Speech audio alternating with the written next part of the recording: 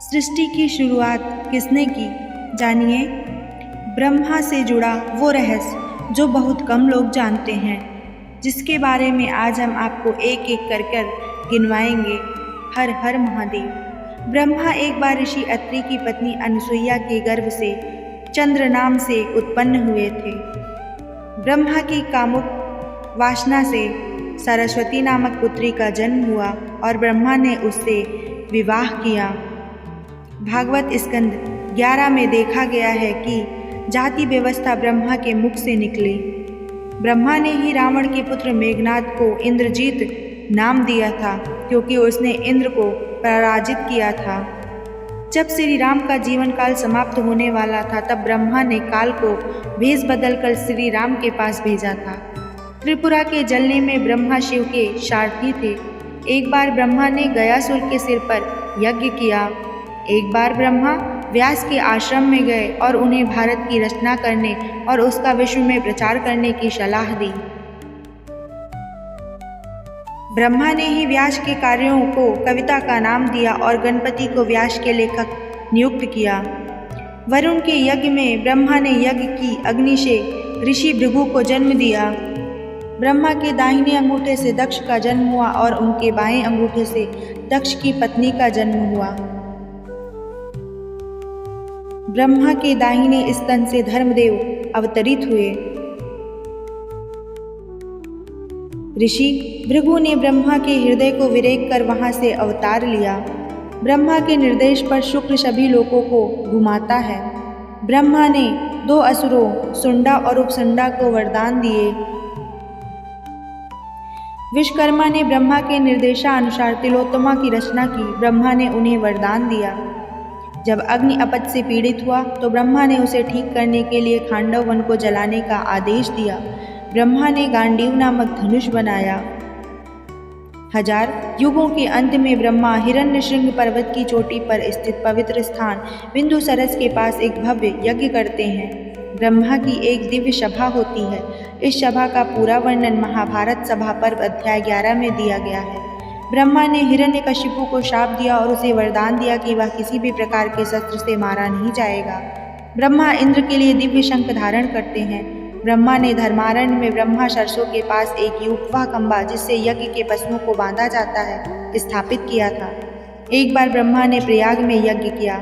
ब्रह्मा ने एक बार पुष्कर तीर्थ के पवित्र स्थान के लिए एक भजन गाया। ब्रह्मा के निर्देशानुसार ही देवता दधीच के पास गए और उनकी अस्थि मांगी। ब्रह्मा ने एक बार कुरुक्षेत्र में इष्टकृत नामक यज्ञ किया। इस यज्ञ को पूरा होने में 1000 वर्ष लगे। ब्रह्मा ने स्वर का रूप धारण करके पृथ्वी को उठा लिया, जिससे देवता क्रोधित हो गए, परंतु ब्रह्मा ने उन्हें शांत किया। एक बार ब्रह्मा ने कालकेय नामक असुरों के लिए हिरण्यपुरा नामक एक नगर बनाया और उनसे कहा कि यह मनुष्य के हाथों नष्ट हो जाएगा। ब्रह्मा विष्णु की नाभि में स्थित कमल से उत्पन्न हुए थे। ब्रह्मा ने धुंधु नामक राजा को वरदान दिया। ब्रह्मा पुलस्त के पिता और रावण के दादा थे। एक बार ब्रह्मा ने देवताओं को बंदर के रूप में जन्म लेने का निर्देश दिया। एक बार ब्रह्मा इस बात पर क्रोधित हो गए कि उन जीवों का नाश कैसे किया जाए जो अत्यधिक संख्या में बढ़ रहे थे। ब्रह्मा के शरीर से मृत्यु की उत्पत्ति हुई। मृत्यु को जीवों के संहार का वरदान दिया गया था। एक बार ब्रह्मा देवताओं को शिव के समक्ष ले गए, क्योंकि वे वृत्तासुर से डरकर भाग गए थे। ब्रह्मा ने भविष्यवाणी की थी कि कर्ण और अर्जुन के बीच युद्ध में अर्जुन विजयी होगा। ब्रह्मा ने सुब्रमण्यम को, जो युद्ध के मैदान में जा रहे थे, हिरण की खाल भेंट की। ब्रह्मा ने चारवार को वरदान दिया। ब्रह्मा ने रुद्र को तलवार दी। ब्रह्मा ने दक्ष के यज्ञ से क्रोधित शिव को शांत किया। एक बार ब्रह्मा ने हंस का रूप धारण किया और साध्य गणों को उपदेश दिया। एक बार महाविष्णु और शिव के बीच झगड़ा हुआ और ब्रह्मा ने उन दोनों को शांत किया। एक बार ब्रह्मा वैजंत पर्वत पर गए और शिव से महाविष्णु की महिमा के बारे में बात की। एक बार ब्रह्मा ने ब्राह्मणों की श्रेष्ठता के बारे में बात की। ब्रह्मा ने यज्ञ करने के लिए देवताओं को पृथ्वी उपहार स्वरूप दी। एक बार ब्रह्मा ने इंद्र से गाय दान में देने में महत्व बारे में बात की। ब्रह्मा ने सुरभि को वरदान दिया।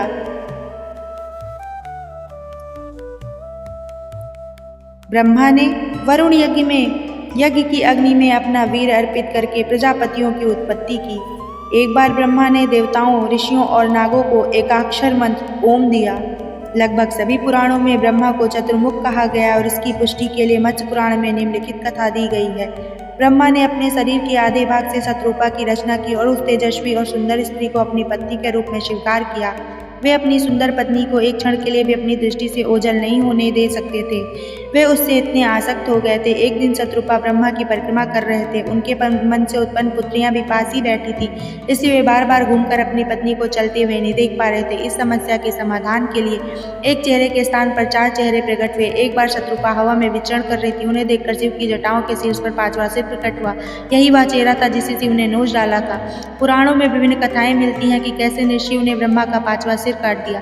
एक बार ब्रह्मा ने शिव की स्तुति की और उन्हें प्रसन्न करते हुए उनसे पुत्र बनने का अनुरोध किया। शिव को यह अच्छा नहीं लगा। वे क्रोधित हो गए और श्राप दिया, मैं तुम्हारा पुत्र बनूंगा, परंतु मैं तुम्हारा 5वां सिर काट दूंगा। आरंभ में ब्रह्मा ने शिव के अवतार नील लोहित की रचना की, साथ ही संसार और उसमें विद्यमान सभी वस्तुओं की रचना भी की। बाद की रचनाओं में ब्रह्मा ने नील लोहित का स्मरण नहीं किया। ब्रह्मा को नील लोहित को बुलाकर सृष्टि का कार्य करते देख नील लोहित क्रोधित हो गए। श्राप देते हुए कहा, तेरा 5वां सिर नष्ट हो जाएगा। ब्रह्मा के पंचमुखी होने के बाद देवताओं का तेज दिन प्रतिदिन घटने लगा। यह देखकर अहंकारी ब्रह्मा ने शिव से कहा, मैं ही इस संसार में सबसे पहले अस्तित्व है, इसलिए मैं सर्वथा सबसे बड़ा हूँ। यह सुनकर शिव क्रोधित हो गए। उन्हें ब्रह्मा का 5वां सिर तोड़कर फेंक दिया। 5वां सिर हट गया, बाकी शरीर शून्य हो गया, जिससे पसीना निकला। ब्रह्मा ने धरती में फेंक दिया।